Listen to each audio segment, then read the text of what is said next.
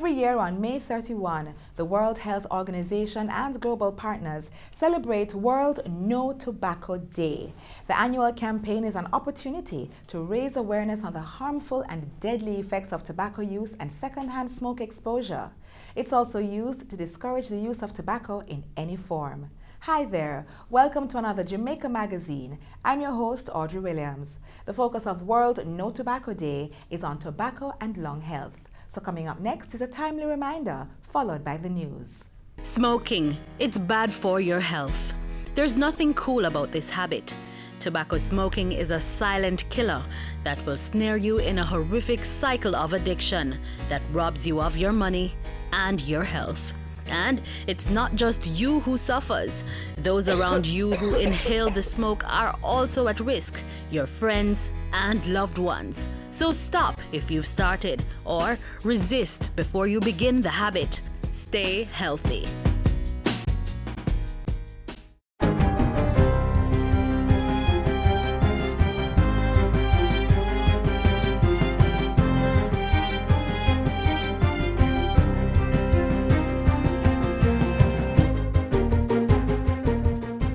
Good day, I'm Stephen McHugh, and this is your JIS News for Friday, May 31. At least 15 development projects will be implemented across the corporate area soon. Prime Minister Andrew Holness is urging the business community to take up the opportunities that will arise from these various projects in construction and real estate. Mr. Holness says the Port Royal development plans are advanced, so too the Urban Development Corporation's plan to build apartments, office and parking spaces, as well as cultural and entertainment areas. He says investors can also seize the opportunities to be created from the Government Circle and Parliament Building project, as well as the new police plaza at No Man's Land. The government is going to put in place everything to make sure that when you decide to build, you are well facilitated. We're truly going to transform the skyline of the city of Kingston to make it really the pearl of the Antilles. Mr. Holness was speaking at Wednesday's opening of the $3.5 billion Grace Kennedy headquarters in downtown Kingston. Meanwhile, the Prime Minister is reassuring the local business community of government's backing in getting the country its fair share of access to CARICOM markets. Mr. Holness says Jamaica's export to CARICOM is less than desired, and he's calling on businesses to not give up on regional markets. The Prime Minister was speaking at Tuesday's launch of the consolidated Surge Island Dairies plant at Bogwalk in St. Catherine. We are going to compete in CARICOM based on the efficiency and quality of our goods. And this plant, the people who work here, and the investments that are made here represent Jamaica's competitive advantage, both in terms of quality and price. So our products will be irresistible for the CARICOM market, and we will get our fair access to the CARICOM market. The Surge Island Dairies plant, purchased over 3 years ago, underwent $7 billion worth of upgrades. In other news, Commissioner of Police Major General Antony Anderson has assured Cabinet that the police have strong leads and are in pursuit of suspects involved in last weekend's daring robbery in Clarendon. The police commissioner made that report as he updated Cabinet on recent incidents of crime and current policing initiatives. Major General Anderson praised the police who responded to the Clarendon crime, saying they acted bravely and responsibly in ensuring the protection of innocent lives given the intensity of the gun battle and the use of hostages by the criminals. The ministers expressed support for the police, especially those injured, and welcomed the commissioner's commitment that necessary resources would be allocated for the care of the injured officers. A statement from the Office of the Prime Minister asserts that government continues to work closely with the security forces to provide the legislative and budgetary support needed to ensure that they are able to effectively secure the nation. Ultrasound services at the Spanish Town Hospital have been improved through the installation of a $9.4 million state-of-the-art machine. The new equipment, which was handed over on Wednesday, was donated under the Japanese government's Grant Assistance for Grassroots and Human Security project. This one will see value being created to up to 100, sometimes more, patients per week, I am told. And this hospital is probably one of the busiest in the country. we owe it to the citizens of this parish to be prepared to cater to those needs of the population. So this gift is timely, it is important, it will add value. The Education Ministry has postponed the sitting of the PEP Grade 4 performance task at Ramble Primary in Manchester. Students at the institution have been left traumatized after a grade 4 teacher at the school and her 8-month-old baby were chopped several times by her common-law husband. The teacher, who was scheduled to be one of the invigilators for yesterday's examination, underwent surgery, but her baby succumbed to his injury. Minister without portfolio Carl Samuda has expressed regret at the unfortunate situation and says the incident outlines the need for suitable anger management and dispute resolution options. He says the ministry will ensure that Ramble Primary students get to sit the exam at the soonest possible time. In the interim, a trauma team has been dispatched to conduct grief and counseling sessions with staff and students. The first official PEP Grade 4 performance task test was administered yesterday and today. It's the first of 3 tests students are now required to undertake in grades 4, 5, and 6 to transition to secondary school. And that's it for JIS News Today. I'm Stephen McHugh. Thanks for watching.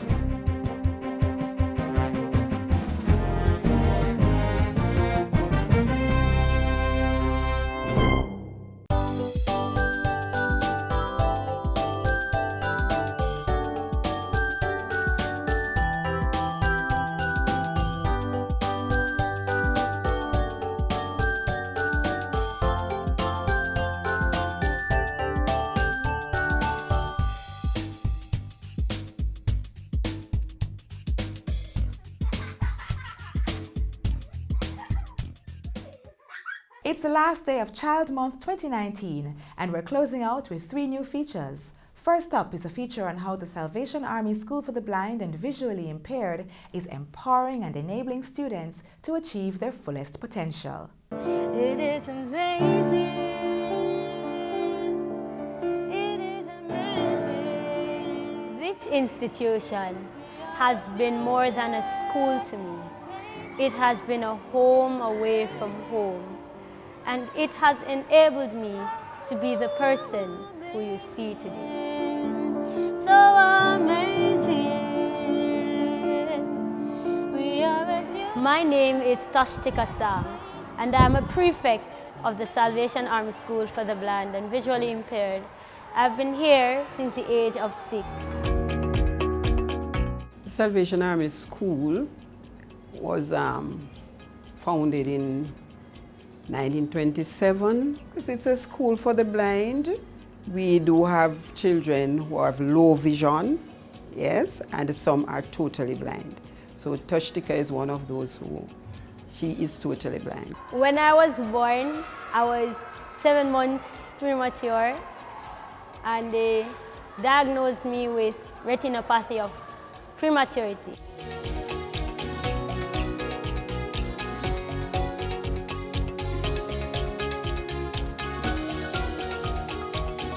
I was placed in the incubator for about 3 weeks, and by that time I got too much oxygen, so the islands of my eyes became frozen. Coming to this school, being in the choir since the age of 6, it has been a blessing. It has been a blessing because it lends my voice to ministering to others. Hearts always hunger for,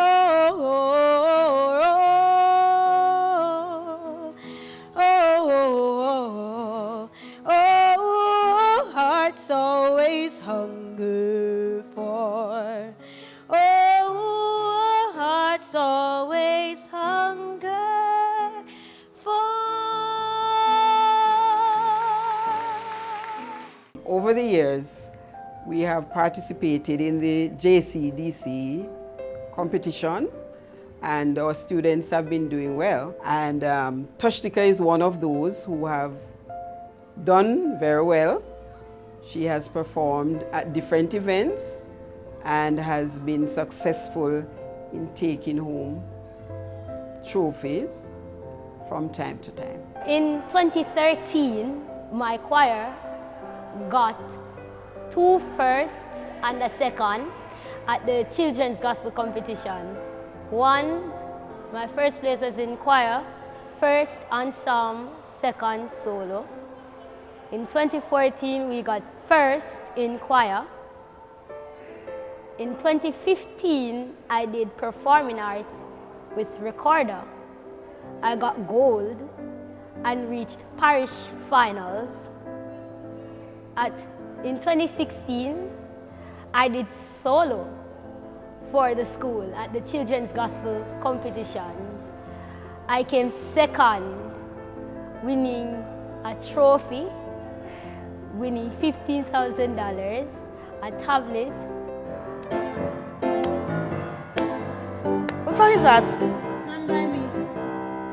When the night has come. My dream was set since I was a little baby girl growing up. I always loved teaching. I always wanted to teach, so I usually practice teaching in the field of music because music is my life. So being able now to set my mind towards going to Edna Manley in September, it's amazing. It's really amazing. I know as she moves on to become, she says, a music teacher, that she will be excelling in that area. And from personal experience, I know that in years to come, we're going to be hearing the name Toshika Sang out there doing something extraordinary in music. Oh, stand by me, stand by me.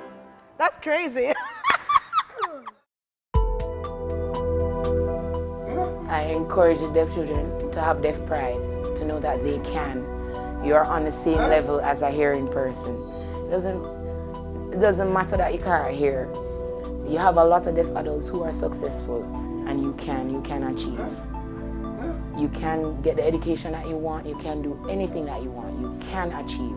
Don't feel like you can't because you're deaf.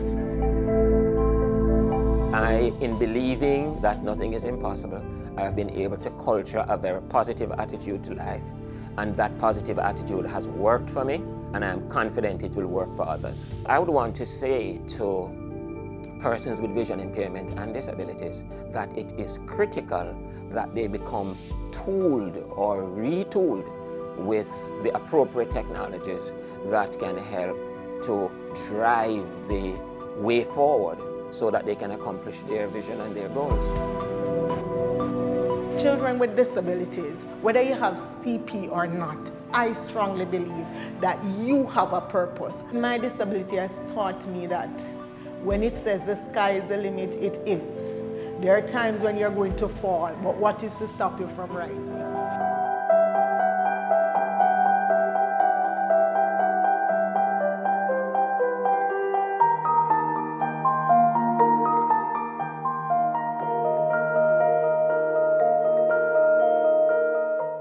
Similar to the Salvation Army School for the Blind and Visually Impaired, the Sir John Golding Rehabilitation Center in Kingston has taken steps to empower children with various forms of physical challenges. Here's how. My name is Nastasia Edwards. I'm 14 years old. I attend the Immaculate Conception High School, and I'm currently at the Sir John Golding Rehabilitation Center. I'm here because of a car accident that occurred on the 14th of October, leaving me paralyzed from the waist down.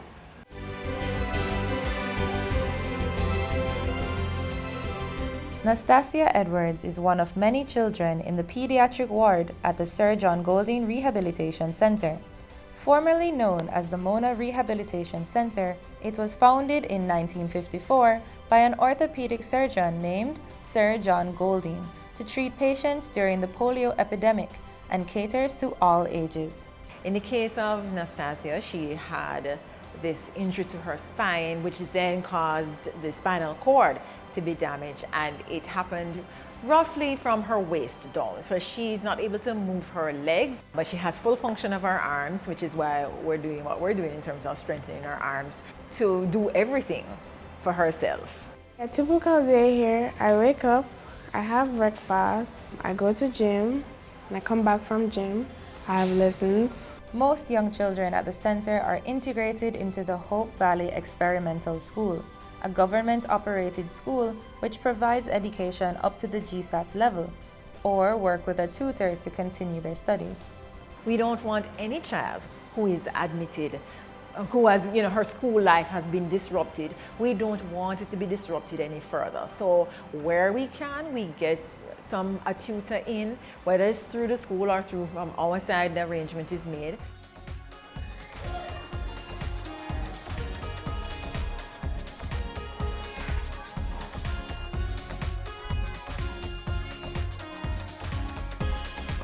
She's on the cushion, and now she's going to push up on the blocks.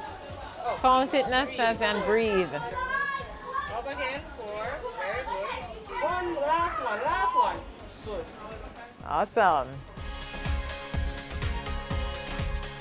So, in terms of what we do for her in physiotherapy, we ensure that she's strong enough to be able to lift up herself in the chair, to push the wheelchair, and that requires even a special technique, but it also requires strength. But when she first came to us, Nastasia could barely push a wheelchair. She could barely sit up, but she tolerates so much more now. She's sitting up and balancing, and she is doing really, really well. Gym is hard work because I want to be back on my feet. So I have to work hard and always keep in my mind that I can do all things through Christ who strengthens me. The difficult exercises are when I have to transfer from a wheelchair to another place. So I have to go on the mat and then I have to go on my belly, and it hurts a lot because I have a scar on my tummy. My favorite exercise is the one where you do this, the pecs. Yeah, that's what it's called, pecs. And so she's pulling the beams together, and she's actually pulling 72 pounds. And I would suppose she started off at maybe 24 as well. Yes. And now she's at 72 pounds. Whenever I'm doing my physio and I find it hard, they're always like, yeah, you can do it, you can do it. She also gets strong support from her parents who visit almost every day. From she has been here, we've been closer because I try to give her as much support. And when I'm not here, I call her and strengthen her mentally because I don't want her to get depressed. I have seen her looking much healthier now, and she's feeling much better now. She's doing things that she never could do before. It makes me feel great, and I'm very hopeful.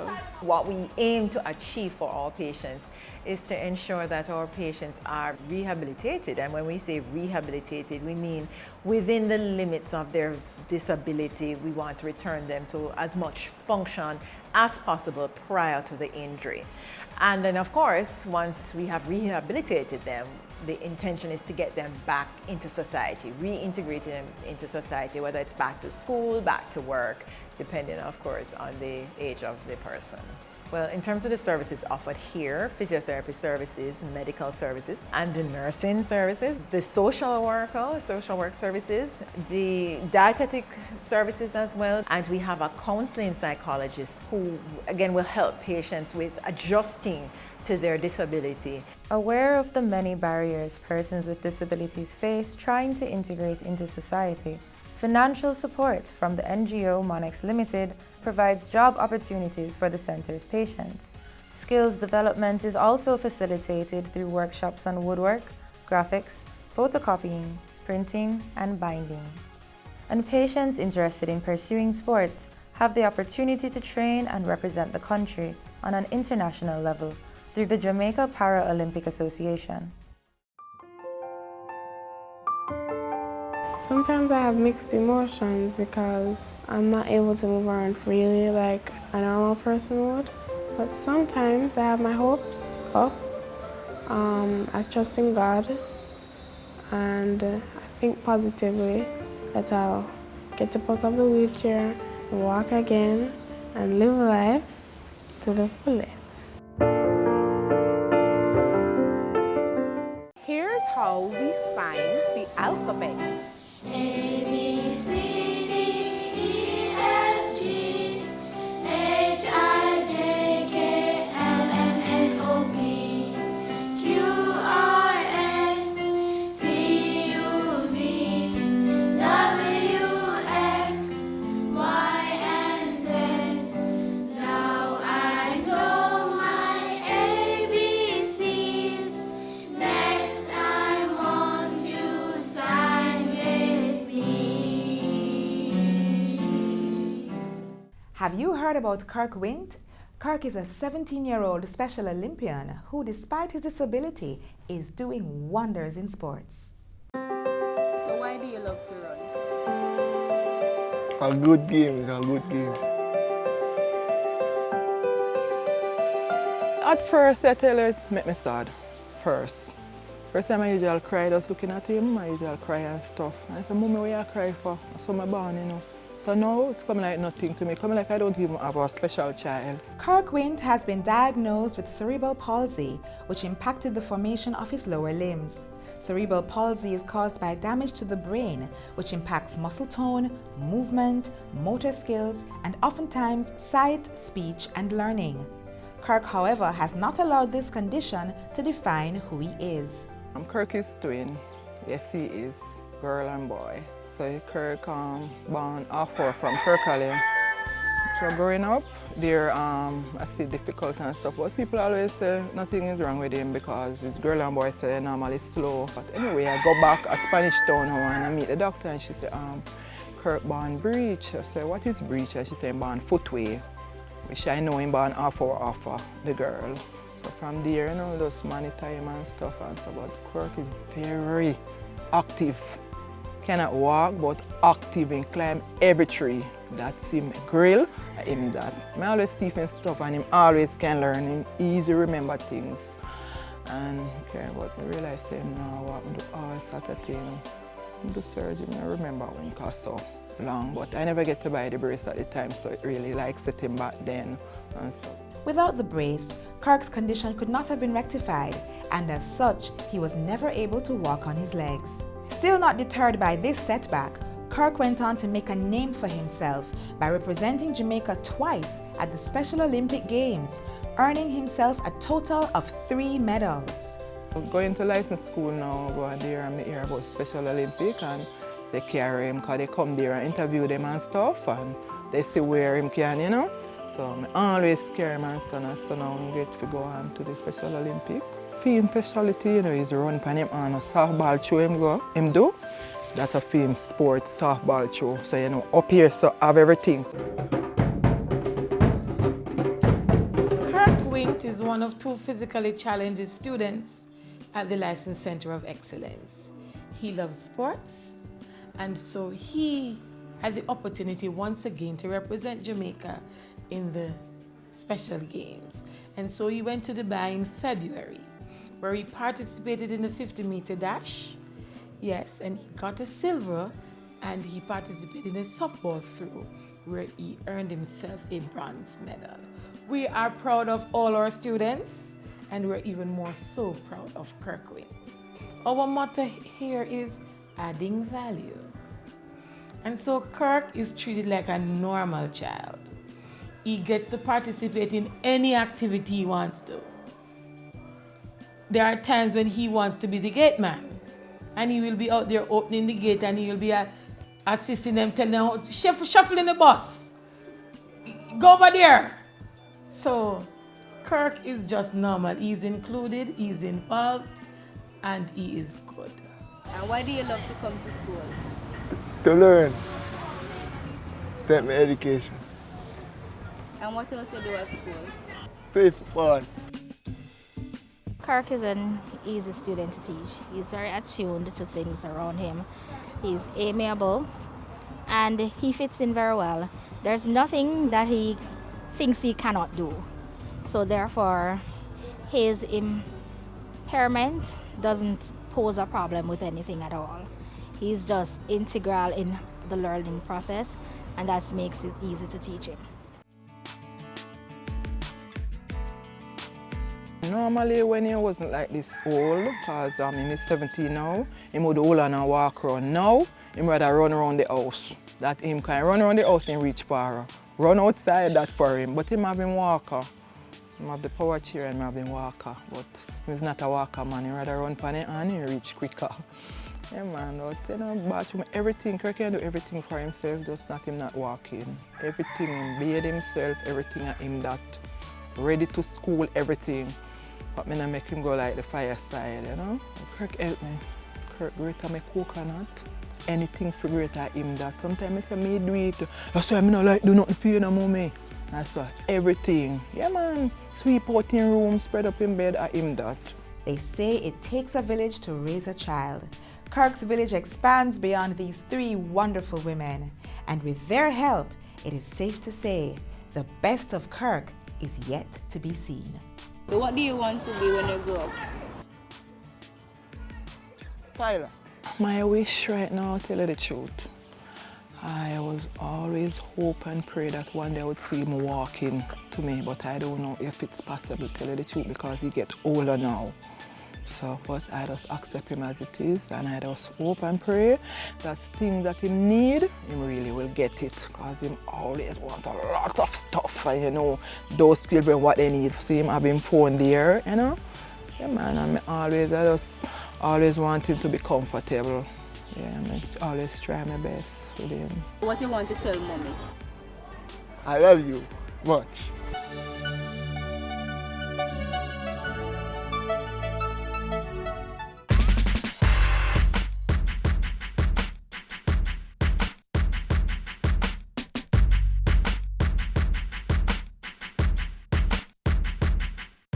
The curtains may have closed on the life of cultural visionary Edward Seaga, but his indelible contributions live on. Watch now as we highlight how his cultural contributions helped to make our island home a musical hub for Jamaicans to live, work, raise families, and do business. I had a first-hand experience of Jamaican folk music and the religious music as well, revival, and Kumina and things like that. And of course, that to me was the heart and soul of the old Jamaican folk culture.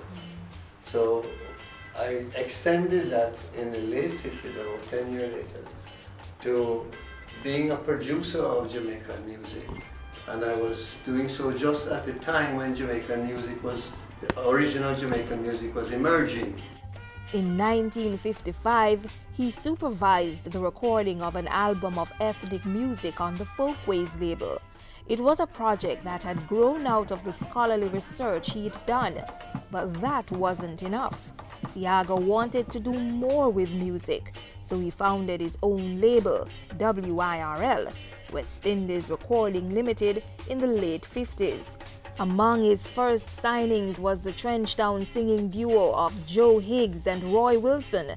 WIRL scored a huge hit in 1959 with their first single, Manio, a ska single that sold 30,000 copies. Oh Manio, why did you go? Why did you go?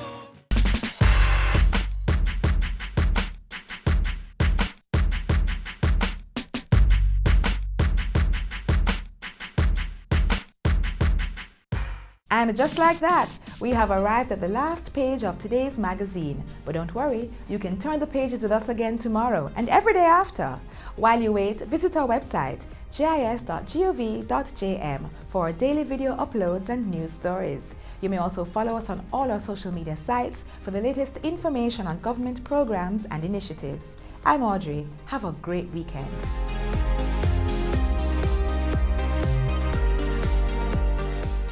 This has been a production of the Jamaica Information Service, the voice of Jamaica.